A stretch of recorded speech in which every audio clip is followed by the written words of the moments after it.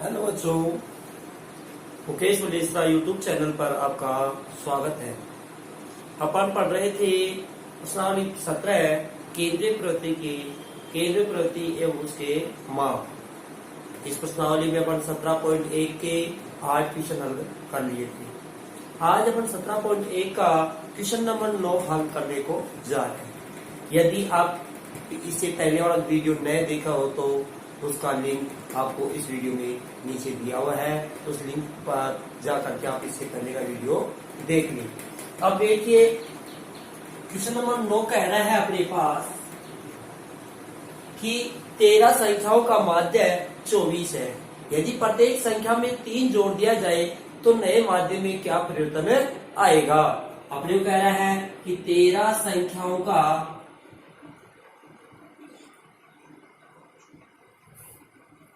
माध्य 24 है।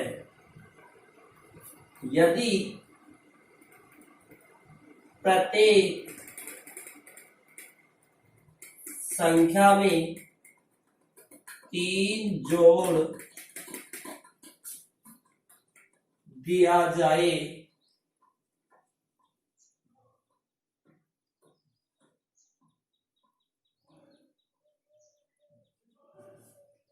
तो नए माध्य में क्या परिवर्तन आएगा। उसमें कह रहा है कि यदि 13 संख्याओं का माध्य क्या है 24। 13 संख्याओं का माध्य अपने उधर रखा है 13 संख्याओं का माध्य 24। तो 13 संख्याओं का माध्य 24 है तो 13 संख्याओं का योग क्या होगा। इसके लिए मैंने आपको इससे पहले वाली वीडियो में बताया था कि जब योग निकालेंगे माध्य का मतलब होता है एवरेज, इनकी सभी संख्याओं को समान कर दिया जाए, एवरेज देखा जाए तो 24 आ रहा है, तो इनका योग किया जाएगा। तो 13 संख्याओं का योग के लिए मैंने आपको बताया था कि इनको क्या कर देंगे अपन गुणा। 13 संख्याओं का योग 24 इंटू 13 इंटू करेंगे 1352, 5 रह गया 1326 और 5 31 यानी 312। अब कह रहे हैं अपने को कह रहा है कि प्रत्येक संख्या में क्या जोड़ दिया जाए 3 जोड़ दिया जाए। प्रत्येक संख्या तो लिखो प्रत्येक संख्या में जोड़ा गया, क्या जोड़ा गया 3। प्रत्येक संख्या में क्या जोड़ा गया 3। तो प्रत्येक संख्या में 3 जोड़ा गया यानी कि एक संख्या में 3 जोड़ा है, दूसरे में 3 जोड़ा जा रहा है, तीसरी में भी 3 जोड़ा जा रहा है। ऐसे 13 संख्याओं में कितना जोड़ा जाएगा 13 3 39 में एक में 3 जोड़ा गया, दूसरे में 3 जोड़ा गया तो 3 3 6, तीसरे में 3 जोड़ा गया तो कितने हो गए 9, चौथी में 3 जोड़ा गया तो कितने हो गए। पहली संख्या में 3 जोड़ा गया, दूसरे में 3 जोड़ा गया, तीसरे में 3 जोड़ा गया, चौथी में 3 जोड़ा गया, ऐसे 13 संख्याओं में जोड़ा गया। तो देखो इनको लिए क्या कर दिया जाएगा 13 को 3 से गुणा कर लेंगे तो कितना जोड़ा गया 13 3 39। तो देखिए 13 संख्याओं में जोड़ा गया 13 इंटू 3 यानी कि 39। 13 संख्याओं में 39 जोड़ दिया। पहले तो योग था 312, पहले तो योग क्या था 312। अब प्रत्येक संख्या में 3 जोड़ दिया जाए प्रत्येक संख्या में 3 जोड़ दिया जाए तो इसकी 13 संख्या में कितना जोड़ दिया गया 39 जोड़ दिया गया। तो नया योग क्या हो जाएगा नया योग 312 में 39 और जुड़ गया तो नया योग हो गया अपने पास 351। तो नया योग 351 हो गया तो अपन क्या निकालेंगे नया माध्य।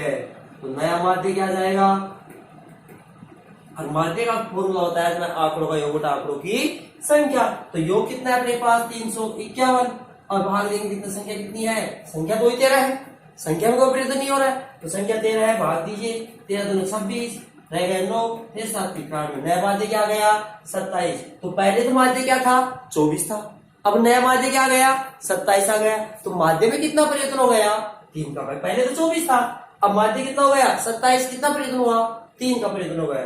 तो माध्य में लिखेंगे माध्य में परिवर्तन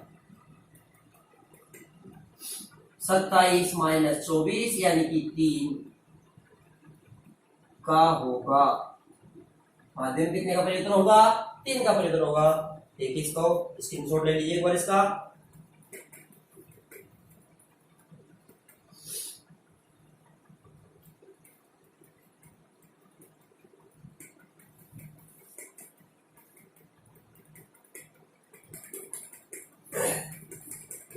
स्क्रीनशॉट ले लिया होगा आपने। तो देखिए अगला क्वेश्चन अपने पास है,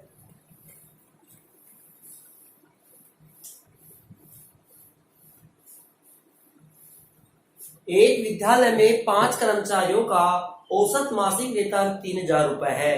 एक कर्मचारी सेवानिवृत्त होने के बाद शेष कर्मचारियों का औसत मासिक वेतन 3,200 रुपए हो जाता है। तो सेवानिवृत्त कर्मचारी का मासिक वेतन कितना था, ये अपने क्या करना है, ज्ञात करना है। देखिए क्वेश्चन नंबर 10। एक विद्यालय में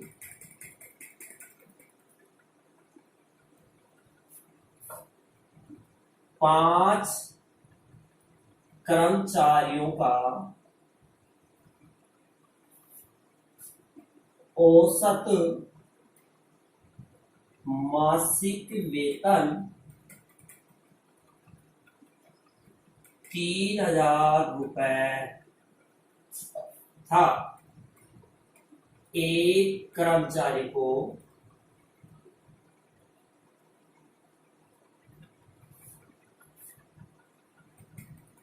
सेवानिवृत्त हो जाने के बाद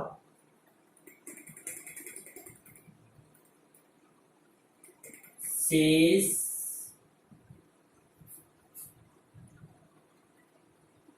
कर्मचारियों का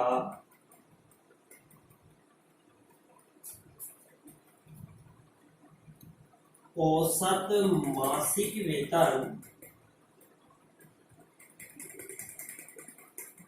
3,200 रुपए हो जाता है। तो सेवानिवृत्त कर्मचारी का मासिक वेतन ज्ञात कीजिए। यानी कि एक विद्यालय में 5 कर्मचारी हैं। कितने कर्मचारी हैं? 5। उनका औसत मासिक वेतन कितना है? 3,000 रुपए। यानी कि औसतन के हिसाब से देखा जाए तो प्रत्येक कर्मचारी को 3,000 रुपए दिया जा रहा है। जब एक कर्मचारी को 3,000 रुपए के औसत के हिसाब से दिया जा रहा है तो 5 कर्मचारियों को कितना वेतन दिया जाएगा? 5 से 15,000 रुपए दिया जाएगा। 15,000 दिया जाएगा ना, तो ध्यान दीजिएगा। 5 कर्मचारियों का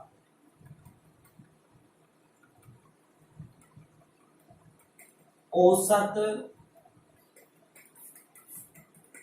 मासिक वेतन कितना है? 3,000। 5 कर्मचारियों का औसत मासिक वेतन कितना है? 3,000 रुपए। यानी कि औसत का मतलब प्रत्येक कर्मचारी के 3,000 के हिसाब से उसको वेतन दिया जा रहा है। तो 5 कर्मचारियों का वेतन क्या होगा? 5 कर्मचारियों का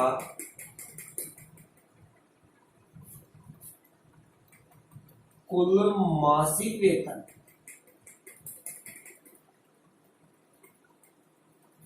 3,000 को इंटू कर देंगे किससे? 5 से। यानी कि 15,000 रुपए 5 कर्मचारियों को एक महीने के दिए जा रहे हैं।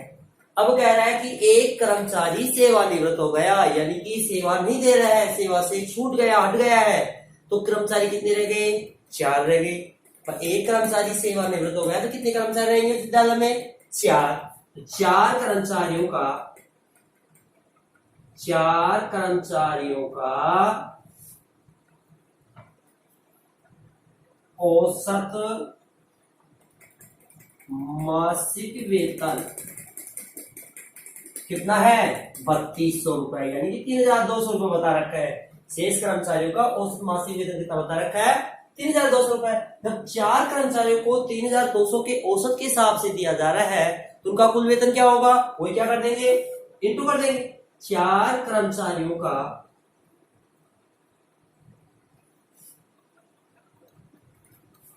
कुल मासिक वेतन 3,200 को इंटू करेंगे 4 से, तो 2 जीरो के 2 जीरो, 4 को 2 से करेंगे 8, 4 की 12, यानी कि 12,200 रुपए इनको दिया जा रहा है। अब 5 को तो वेतन दिया गया था 15,000 रुपए। 5 कर्मचारी थे जब तो महीने के 1,500 रुपए लेते थे सारे 500 के पास, और 4 कर्मचारियों को वेतन दिया जा रहा है 12,800 रुपए। इसका मतलब एक कौन सा रह गया अब, जो सेवानिवृत्त हुआ था। यदि 5 के वेतन में से 4 का वेतन अपन घटा दें तो जो सेवानिवृत्त कर्मचारी हुआ था उसका वेतन आ जाएगा, आ जाएगा मां से आ जाएगा ना। तो सेवानिवृत्त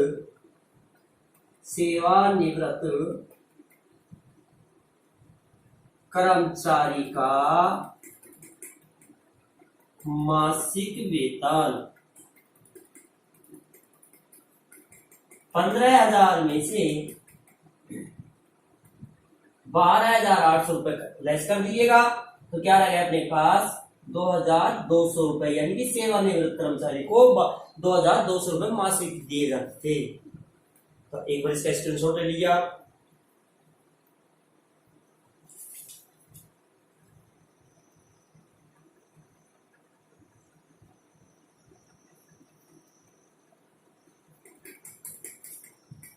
देखिएगा अगले, अब आपकी इस 17.1 प्रश्नावली का समापन हो गया है।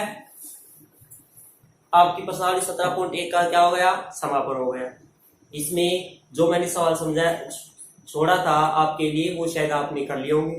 अब अपन पढ़ेंगे आज 17.2 प्रश्नावली 17.2 और 17.2 प्रश्नावली का क्वेश्चन नंबर 1 में अपने को एक्स और एफ दे रखा है। ये समांतर माध्य की दूसरी स्टेप आ रही है। पहले समांतर माध्य की एक स्टेप पढ़ लिया अपन, अब समांतर माध्य की दूसरी स्टेप में दे रखा है 3, 5, 8, 11 और एफ में दे रखा है अपने को 2, 4, 5, 3 2, 4, 5, 3 दे रखा है। तो अपने को इसका क्या निकालना है, समांतर माध्य। तो ध्यान दीजिएगा पहली स्टेप में मैंने बताया था अपने को ये एफ का मतलब होता है आवर्ती। एफ का अर्थ क्या होता है, आवर्ती। आवर्ती का मतलब समझते हो कि यहाँ पर ध्यान देना पहले कि 3 की आवर्ती 2 बार है, यानी कि 3 कितनी बार आ रहा है, 2 बार आ रहा है। 5 कितनी बार आ रहा है, 4 बार आ रहा है। 8 कितनी बार आ रहा है, 5 बार आ रहा है। 11 कितनी बार है, 3 बार है। इस तरीके से आवर्ती दे रखेगी। तो अपन को पहले स्टेप में पढ़े थे, जो संख्या दे रखी थी उनका योग करके जितनी संख्या थी उतने का भाग दे दिए थे। अब यदि दूसरी स्टेप में इस तरीके में यदि सवाल आ जाता है तो ध्यान रखना, आप पहले एफ और एक्स को क्या करोगे, इंटू करोगे। क्या करोगे, इनको इंटू। एफ को और एक्स को क्या कर लोगे, गुणा कर लोगे। गुणा करना आपको आता है। 3 को 2 से करेंगे तो 6, 5 को 4 से करेंगे तो 5 20, 8 को 5 से करेंगे तो 40 और 11 को 3 से करेंगे तो 33। इंटू करने के बाद में आप इसका योग करोगे, किसका, एफ का और एक्स का। एफ एक्स का योग करोगे तो यहां लिखोगे सिग्मा एफ एक्स। ये जो सिग्मा का चिन्ह है इसका अर्थ होता है कुल। सिग्मा का चिन्ह का अर्थ क्या होता है, कुल, यानी कि एफ एक्स का कुल हो गया।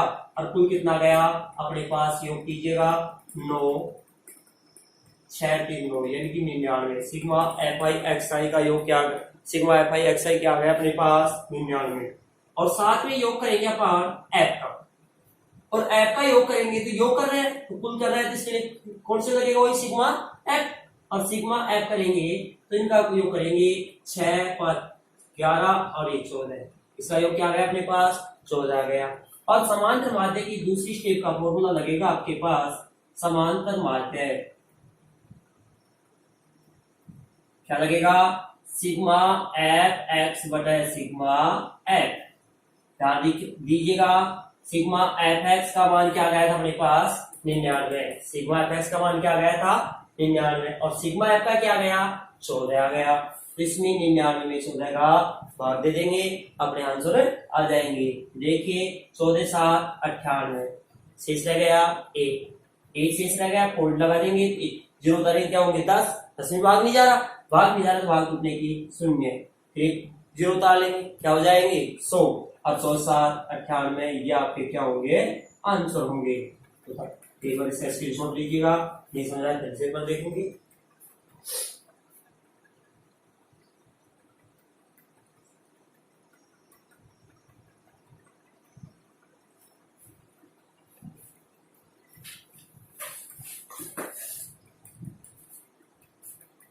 ले लिया आपने इसके स्क्रीनशॉट देखिएगा एक बार इसको फिर से देख लीजिएगा कि अपने पास प्रश्नावली 17.2 का क्वेश्चन नंबर 1 मैंने ये आपको समांतर माध्य की दूसरी विधि पढ़ा रहा हूं। मैंने आपको कल ही बताया था कि समांतर माध्य हो या बहुलक हो या माध्यक हो उसके प्रत्येक के अपन कितने स्टेप पढ़ेंगे 3 स्टेप पढ़ेंगे। अब यहाँ अपन सबसे पहले शुरुआत की है समांतर माध्य की इसी शुरुआत की है यहाँ पर समांतर माध्य की और समांतर माध्य की पहली स्टेप अपने पढ़ लिए थे 17.1 प्रश्नावली में। यदि उसमें अपने को संख्या दी हुई होंगी तो उन संख्याओं का अपन योग करके और उसका जितनी संख्या है उसका उसमें भाग लगा देंगे तो अपने को समांतर माध्य प्राप्त हो जाएगा। अब आज अपन बात कर रहे हैं समांतर माध्य की दूसरी स्टेप की और दूसरी स्टेप में अपने को 2 तालिकाओं की संख्या दी होगी एक एक्स और एक एफ दिया होगा। यदि आपको एक्स और एफ दे दे इसमें यदि x का और f का मान दे दिया जाता है तो और आपको समांतर माध्य पूछा जाता है तो आपको कुछ नहीं करना f को और x को इंटू कर लेंगे। कई जगह आपको किताब में देखने को मिल जाएगा इसके साथ आई लगा देते हैं। यदि आप ये आई लगाए तो भी ठीक है और नहीं लगाएंगे तो भी ठीक है इसमें कोई कंफ्यूज होने की बात नहीं है। यदि आप यहाँ एफ आई एक्स आई लगा रहे हो तो यहाँ भी एफ आई एक्स आई लगाइए अभी यहाँ लगाओगे तो आप यहाँ भी लगाओगे और यहाँ भी लगाओगे और फिर फॉर्मूला में लगाओगे आप और नहीं लगाओगे तो भी कोई दिक्कत नहीं है। पहली समझ बट नहीं भी लगाओगे तो कोई दिक्कत नहीं है और लगा दोगे तो भी कोई दिक्कत नहीं है ठीक है ना ध्यान दीजिएगा।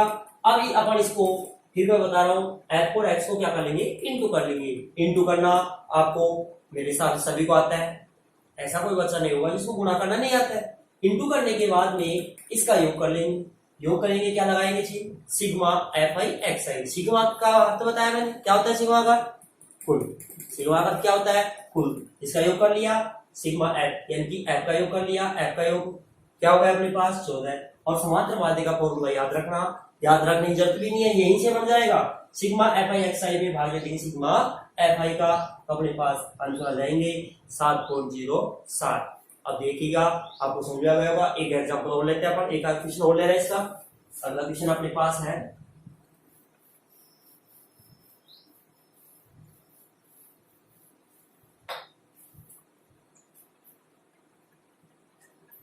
Question number 2। इसमें भी एफ और एक्स दे रखा है अपने और एफ एक्स में 2 5 7 9 11 एफ में क्या दे रखा है अपने को 1 5 4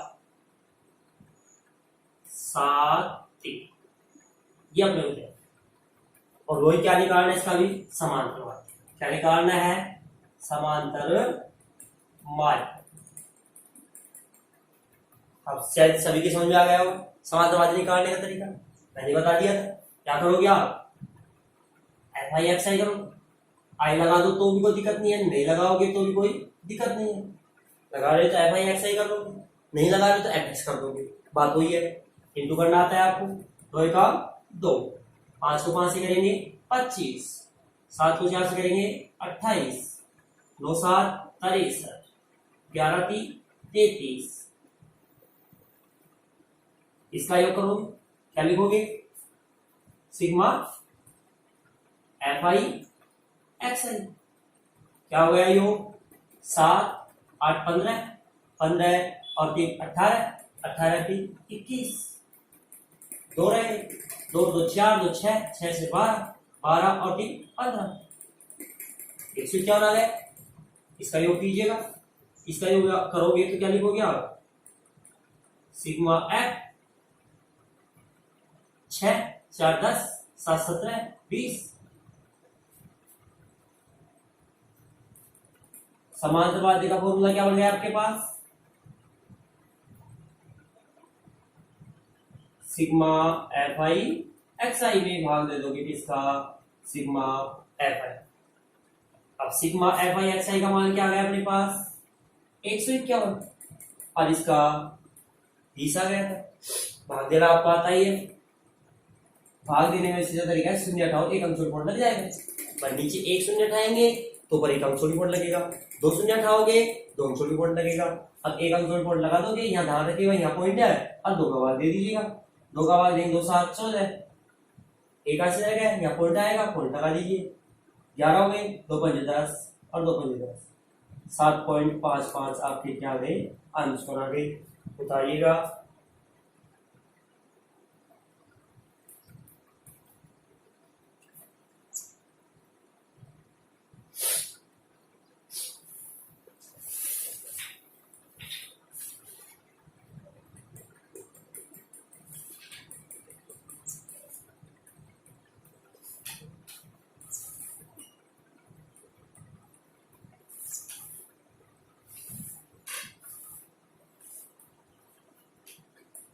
उतार लोगे शायद आपने इसको। अगला देखिएगा,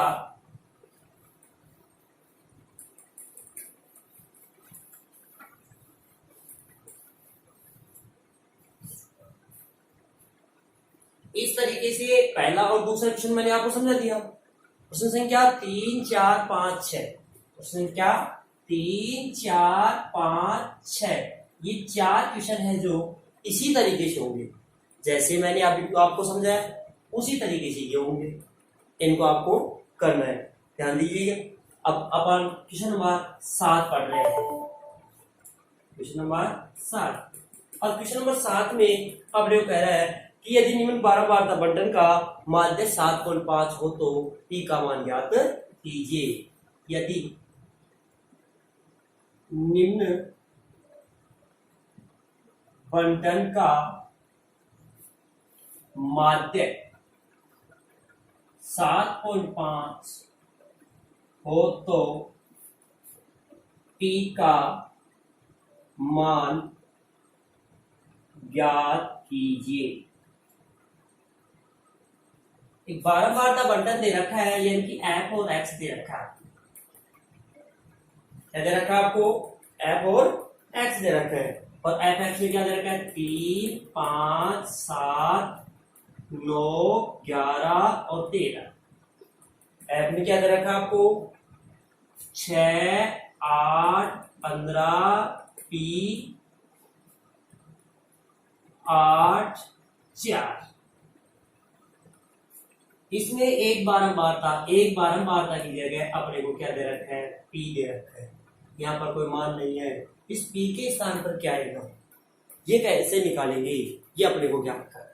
पी का जो मान है वो आएगा क्या, ये अपने को ज्ञात करना है। तो मैंने आपको पहले ही बताया था कि यदि इस पी का मान ज्ञात करने का कोई फॉर्मूला नहीं है अपने पास, जब इसका कोई फॉर्मूला नहीं है तो अपन को दे क्या रखा है उसके तरीके से करेंगे। क्या दे रखा है, माध्य। माध्य का मतलब समांतर माध्य। मैंने पहले बता दिया था कि माध्य अगर नाम आ जाए तो भी वही समांतर माध्य है, और समांतर माध्य आ जाए तो भी वही समांतर माध्य है। तो माध्य दे रखा है या समांतर माध्य आपको दे रखा है, पी का मान ज्ञात करना है, तो समांतर माध्य कैसे ज्ञात करते हैं उसका तरीका लगाइए आप।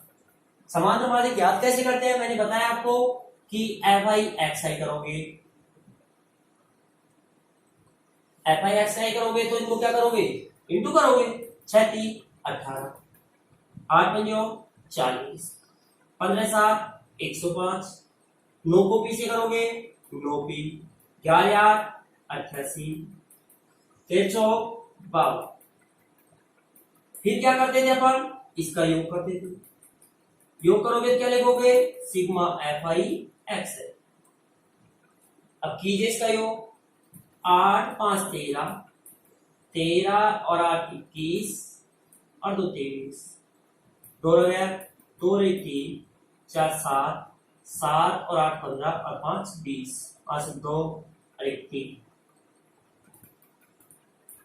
303 प्लस 9p।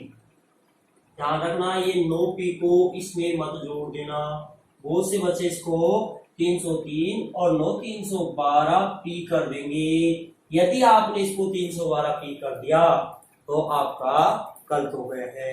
ध्यान रखना, फिर आप इसको p जोड़ नहीं रहे हो, p से इंटू कर दियो, क्योंकि कभी भी चर राशि अचर राशि में नहीं जोड़ी जा सकती है, इस बात का ध्यान रखना। इसलिए ये चर राशि है जो अलग ही रहेगी, ये कभी इसमें नहीं जुड़ेगी। दिमाग में अब इसका योग करोगे, इसका योग करोगे तो क्या आएगा, क्या लिखोगे यहाँ पर सिग्मा एफ आई। और सिग्मा एफ आई 6 8 14, 14 और 5 19, 14 5 19, 8 27, 27 और 4 31, 3 और 1 4, 41।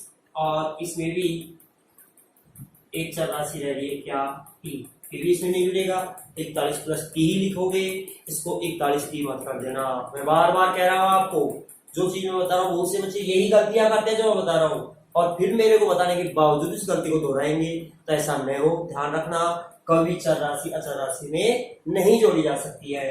अब अपने को माध्य दर के साथ 5 और समांतर माध्य ज्ञात करने का फॉर्मूला क्या लोगे आप,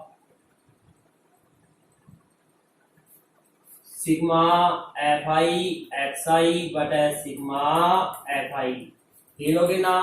अब समांतर माध्य क्या दे रखा है आपको 7.5, इसका योग क्या है आपके पास 303 प्लस में 9p, इसका योग क्या है आपके पास 41 प्लस p।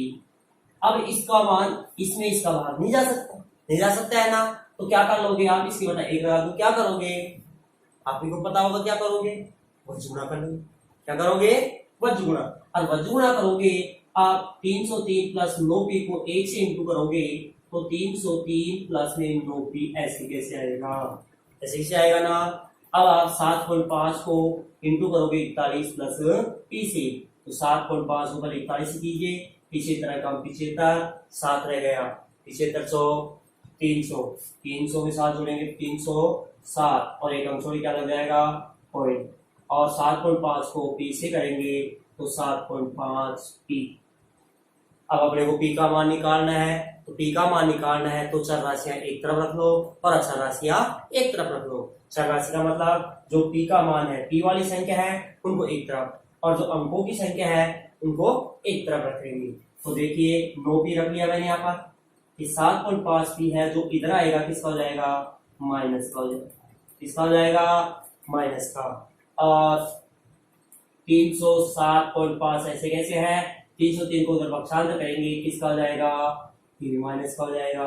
अब देखिए 9 में से 7.5 लेस करेंगे यानी कि घटाएंगे, तो 9 में से 7.5 घटाएंगे तो क्या शेष रहेगा 1.5 की रहेगा, क्या रहेगा 1.5, और 307.5 में से 303 घटाएंगे तो 4.5 की रहेगा ना। अब ध्यान दीजिएगा p का मान निकालेंगे तो 4.5 में भाग दे देंगे 1.5 का, तो एक अंक छोड़ के पॉइंट ऊपर है और एक अंक छोड़ के पॉइंट नीचे लगा हुआ है, तो पॉइंट से पॉइंट डैश हो जाएगा, और 15 p 45 यानी p का मान क्या प्राप्त हो जाएगा आपको 3 प्राप्त हो जाएगा। एक बार इसका स्क्रीनशॉट लीजिएगा।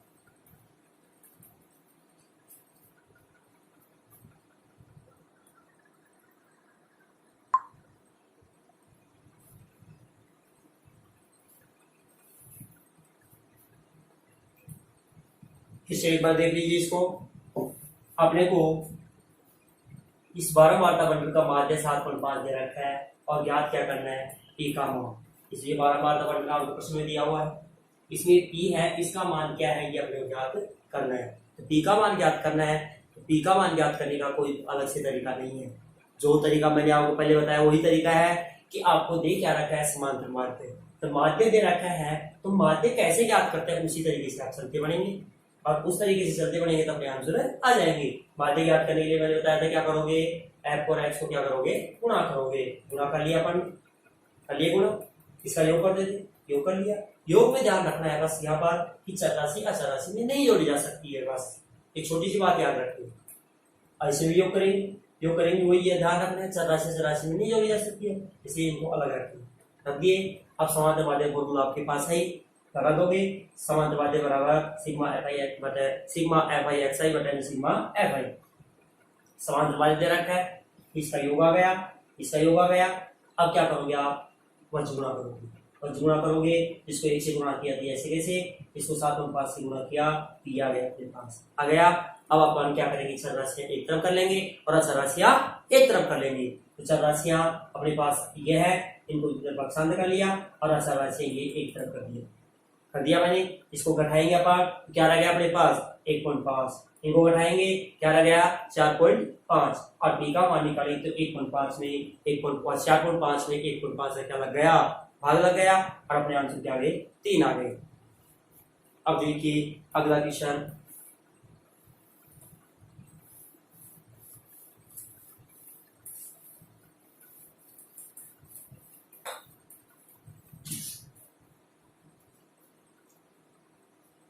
क्वेश्चन नंबर 8 है, यदि निम्न बारंबारता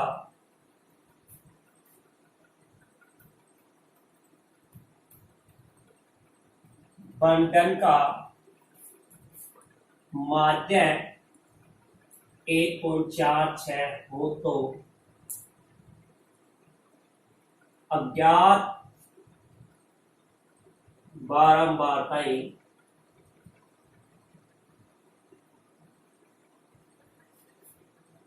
ज्ञात कीजिए। एक बारंबारता बंटन आपको दे रखा है, क्या दे रखा है इसमें 0 1 2 3 4 5 और नीचे दे रखा है योग, यहाँ दे रखा है 46। यहाँ बारंबारता पता नहीं है, इस वाली बारंबारता पता नहीं है और नीचे दे रखा अपने को क्या 25 या 10 और यहाँ 5 और इसका योग दे रखा अपने को 200। तो जो 2 खाली स्थान दे रखे हैं ये बारंबारता जो ज्ञात नहीं है उनको अपने को ज्ञात करना है। देखिए अपने को 2 बारंबारता ज्ञात नहीं है, इनकी जगह अब एक की जगह मैं x मान लेता हूँ, एक की जगह मैं क्या मान लेता हूँ y मान लेता हूँ। तो इनको ज्ञात करने के लिए वही तरीका आपको क्या दे रखा है, दे क्या रखा है समांतर माध्य, क्या दे रखा है समांतर माध्य। समांतर माध्य कैसे ज्ञात करते हो ये देखिए, तो इनको समांतर माध्य ज्ञात करने का फॉर्मूला पहले आपको तरीका बताया मैंने, आपको क्या बताया था एफ आई एक्स आई करोगे, एफ आई एक्स आई करोगे तो इनको करोगे 0, एक्स को 1 से करेंगे तो एक्स, 2 को y से 1040 5 25, इसका क्या करोगे आप योग करोगे और योग में क्या लिखोगे सिग्मा एफ आई एक्स आई, योग कीजिए। मैंने पहले बता दिया चर राशि अलग रहेंगी तो x और 2y किसी में नहीं रहेगा तो x प्लस 2y रहेगा और प्लस इन शेष को जोड़ोगे 140, शेष को जोड़ोगे क्या आएगा आपके पास 140, इसका योग दे रखा है। अब समांतर माध्य याद कीजिएगा,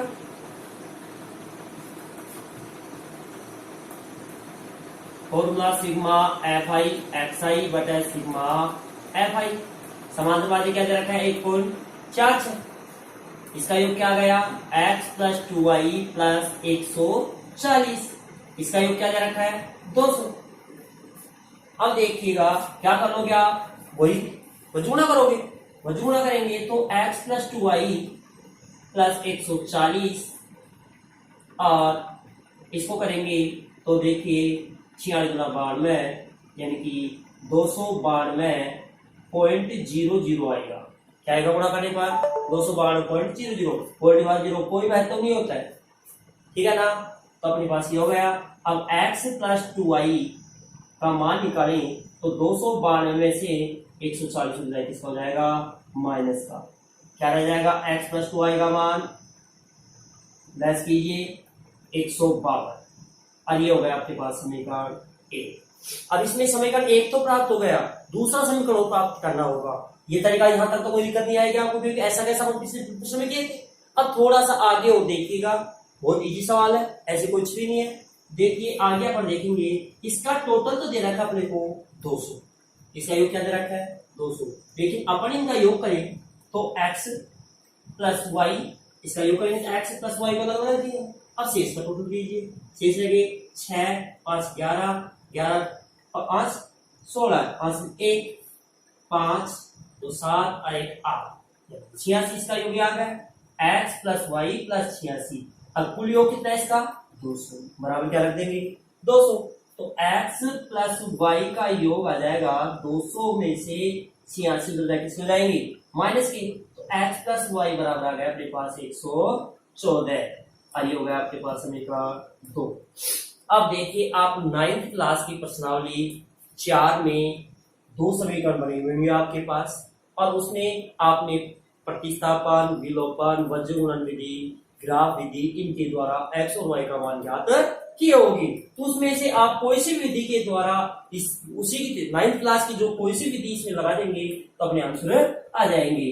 तो देखिए मैं इसको विलोपन विधि से कर रहा हूं। पहला समीकरण आपके पास है x प्लस 2y बराबर 152, दूसरा है x प्लस वाई बराबर 114। अपन विलोपन विधि करेंगे तो इनके क्या करोगे, चिन्ह बदल दोगे, चिन्ह बदलेंगे तो आपको x से x कट जाएगा क्योंकि प्लस माइनस कट गया। यहाँ 2y में से y घटाएंगे तो क्या रहेगा शेष, y शेष रहेगा, और या 152 में से 14 घटाएंगे तो क्या शेष रहेगा 8, और 4 में से 3 यानी कि 38। तो y का मान क्या प्राप्त हो गया 38, y का मान 38 आ गया। अब इस y का मान या तो समीकरण 1 में रख दो या समीकरण 2 में रख दो, तो अपने किसका मान प्राप्त हो जाएगा, x का मान प्राप्त हो जाएगा। तो y का मान समीकरण 2 में रखने पर, y का मान समीकरण 2 में रखा हूं। समीकरण 2 क्या है, x प्लस वाई, y की जगह क्या रखोगे 38 बराबर 114, और x बराबर आ जाएगा 114, 38 हो जाएगा किसके जाएंगे माइनस की, x बराबर आ गया अपने पास 76, आ गया x का मान 76। तो अज्ञात वार्ता थी x और y का मान ज्ञात करना था, तो हमारा अपने को x का क्या गया 76 आ गया और y का क्या गया 38 आ गया। एक बार इसका स्क्रीनशॉट लीजिएगा।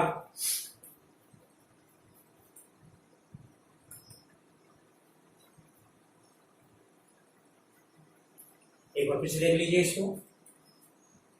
निम्न बारंबारता बंटन का माध्य 1.4 से हो तो अज्ञात बारंबारता ज्ञात कीजिए। ये तो दो के बारंबारता अपने को नहीं दे रखे, इनको ज्ञात करनी है। तो अपने को माध्य दे रखा है, तो माध्य क्या दे रखा है उसी का फॉर्मूला लगाना है, उसी का पैटर्न लगाना है जो दे रखा है। दे रखा है माध्य, तो माध्य का पैटर्न लगा दीजिए। माध्य का पैटर्न क्या बताया था, इंटू करना होता है, इनको दोनों इंटू कर लिए, कर लिया कर, इनका योग करना बता दिया मैंने आपको। चल राशि अचल राशि को भी नहीं जोड़े जाती, अब नहीं जोड़े, राशि लिख दिया कैसे, शेष का योग किया क्या गया 140। इनका योग अपने को दे रखा है, समाधान माध्य फॉर्मूला अपने को पता है ये तो आपको याद हो गया होगा। अब समाधान माध्य 1.4 से ऐसे कैसे, इसका योग दे रखा है, प्राप्त कर लिया पर इसका योग दे रखा है, क्या कर लिया इसको वज्र गुणा कर लिया, ऐसे कैसे या अपने पास 292 और x प्लस 2y ये 140 को भेज दिए, इसका हो गया माइनस का हो गया, और x प्लस 2y का मान क्या आ गया अपने पास 152। यहाँ तक तो आपको पिछले वाले सवाल के जैसा ही करना है। अब यहाँ से देखिए दूसरा समीकरण निकालने के लिए अपन ने इसका फिर से टोटल किया, इनका योग किया तो x और y प्लस में से x प्लस y, शेष का योग किया कितना आया 86, और सारे योग कुल योग क्या दे रखा बराबर 200, तो बराबर क्या रख दिया मैंने 200। x प्लस वाई बराबर 200 उधर है, 86 को भेज देंगे किसी हो माइनस की, क्या रह गया अपने पास 114 रह गया, x प्लस वाई का मान आ गया 114। समीकरण 1 और 2 के द्वारा 9th क्लास की प्रश्नावली 4 में अपन विलोपन विधि पढ़े थे, उस विलोपन विधि के द्वारा मैंने दोनों समीकरणों को रखा, चिन्ह बदल दिया, x से x कर गया, यहाँ क्या बचा 2y में से y घटाया क्या बच गया y, और यहाँ क्या रह गया 38, तो y का मान क्या गया 38 आ गया। y का मान समीकरण 1 में रख देंगे तो अपने का मान प्राप्त हो जाएगा, x का मान प्राप्त हो जाएगा, तो y का मान मैंने समीकरण 1 में रख दिया, सॉरी 2 में रख दिया, और अपने को x का मान प्राप्त हो गया। आपकी 17.2 का भी समापन हो गया, और इसमें जो सवाल है वो आपको नया आए तो मेरे को कमेंट्स में करके बताइए, ताकि मैं आपको इन सवालों को भी हल कर सकूं।